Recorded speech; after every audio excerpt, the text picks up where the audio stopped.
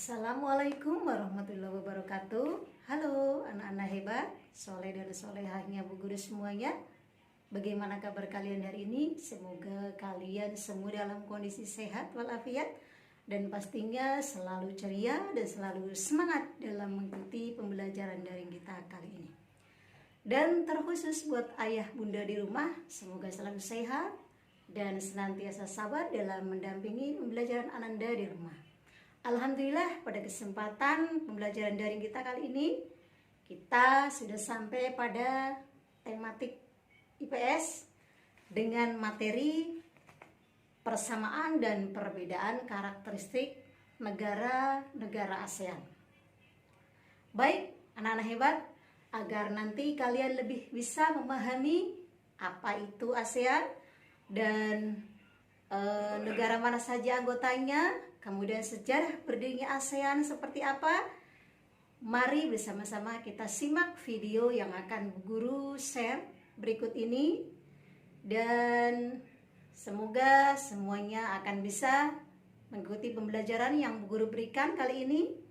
Dan bagi siswa yang sudah memegang buku tema 1, subtema 1 untuk kelas 6 yang sudah Bu Guru bagi kemarin, silahkan bisa dibuka pada halaman 12.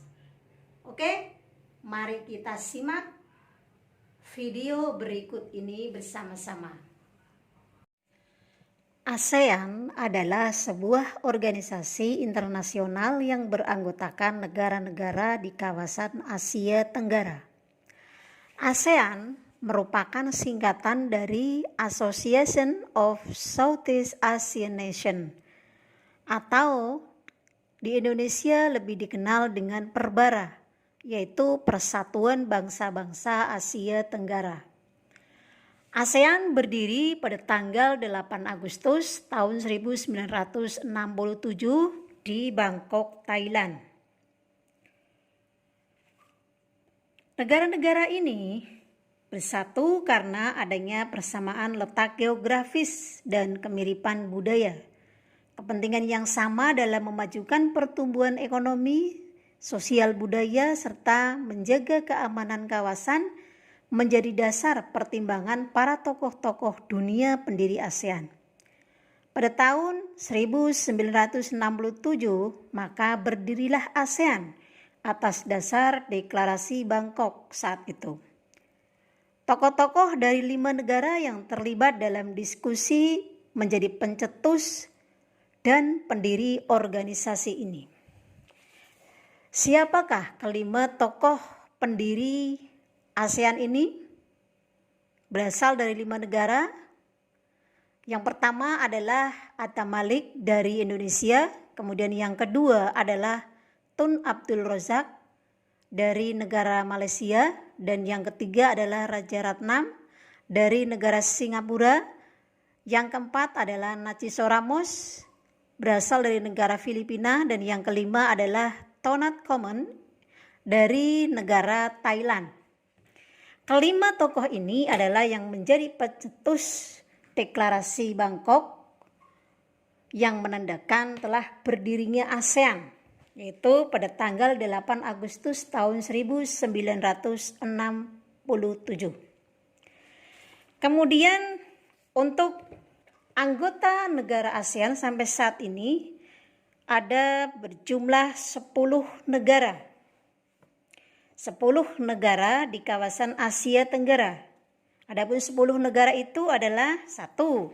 Negara Myanmar, yang kedua Laos, ketiga Vietnam, dan yang keempat Kamboja, yang kelima adalah Thailand, yang keenam adalah Malaysia, yang ketujuh Singapura, yang kedelapan Brunei Darussalam, dan yang kesembilan Filipina, dan yang kesepuluh adalah Indonesia. Kemudian bagaimana kehadiran sosial budaya negara-negara anggota ASEAN tersebut? Mari kita akan simak. Berikut ini kita awali dari negara Indonesia. Indonesia dikenal sebagai negara kepulauan. Wilayahnya terdiri atas pulau-pulau yang dikelilingi lautan. Indonesia terletak di antara 2 samudra, yaitu Samudra Hindia dan Samudra Pasifik. dan di antara dua benua, yaitu benua Asia dan Australia. Kemudian Indonesia juga terletak di antara dua sabuk pegunungan, yaitu Sirkum Pasifik dan Sirkum Mediterania. Kemudian yang kedua adalah negara Malaysia.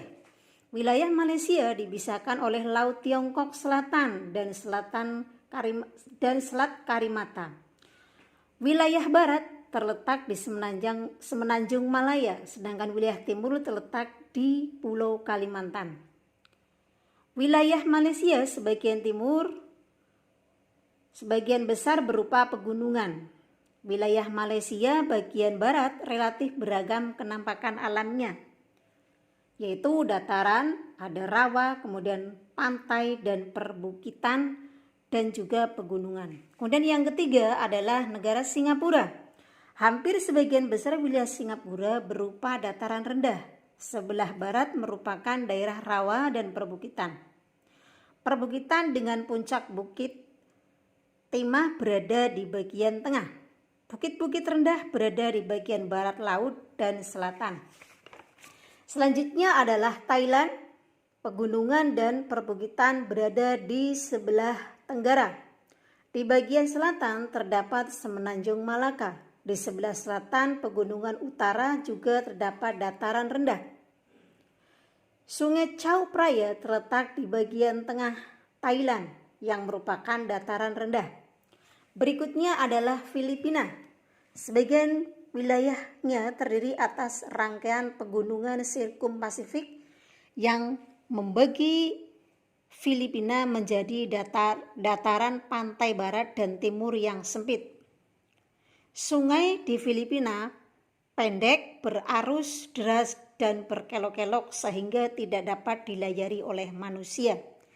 Selanjutnya negara Brunei Darussalam. Seluruh daratan Brunei Darussalam dikelilingi oleh wilayah Sarawak, Malaysia Timur. Wilayahnya memiliki dataran rendah dan pantai berawan di bagian barat dan perbukitan di bagian timur. Selanjutnya adalah Vietnam. Keadaan alam Vietnam bervariasi, antara lain terdiri atas bukit, gunung, hutan lebat, dan dataran rendah. Di sebelah tenggara terdapat dataran tinggi Yunnan dan dataran tinggi Annam. Delta Sungai Merah berada di sebelah utara. Selanjutnya negara Laos. Wilayah Laos tidak mempunyai batas laut dan garis pantai karena Laos dikelilingi daratan negara Tiongkok, Thailand, Vietnam, dan Kamboja. Secara umum, wilayah Laos bergunung-gunung dengan hutan tropis yang sangat lebat. Selanjutnya adalah Myanmar. Keadaan alam Myanmar berupa dataran rendah sehingga pegunungan. Pegunungan di bagian barat Myanmar adalah pegunungan Arakan. Dataran rendahnya merupakan bagian dari delta sungai Irrawaddy Sitang di bagian tengah.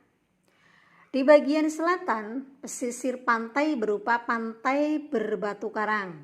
Dan yang terakhir adalah negara Kamboja. Sebagian besar wilayah Kamboja merupakan dataran rendah dan dataran tinggi yang bergelombang di bagian timur. Di bagian barat laut terdapat dataran Lacustrine. Dataran ini terbentuk akibat banjir di sekitar danau Tonle Sap. Sungai Mekong adalah sungai terbesar yang melewati negara Kamboja. Itu sepintas kilas tentang bagaimana keadaan sosial budaya anggota-anggota negara ASEAN. Dan untuk lebih lengkapnya, silahkan nanti Bu Guru akan memberikan tugas kepada kalian untuk meringkas, mencatat keadaan sosial budaya negara-negara anggota ASEAN. Ya, itu saja untuk pembelajaran kita kali ini. Tugasnya nanti kalian merangkum apa yang sudah Bu Guru tadi jelaskan supaya lebih jelas lagi materinya. Baik, sampai di sini dulu pembelajaran kita. Bisa kita lanjut besok dalam video berikutnya. Selamat belajar, selamat mengerjakan tugas yang Bu Guru berikan, membuat ringkasan materi tentang keadaan sosial budaya negara-negara anggota ASEAN. Baik, terima kasih atas perhatiannya anak-anak. Mari kita membaca lafal hamdalah bersama-sama. Alhamdulillahirabbil alamin. Sampai jumpa pada pembelajaran berikutnya. Wassalamualaikum warahmatullahi wabarakatuh.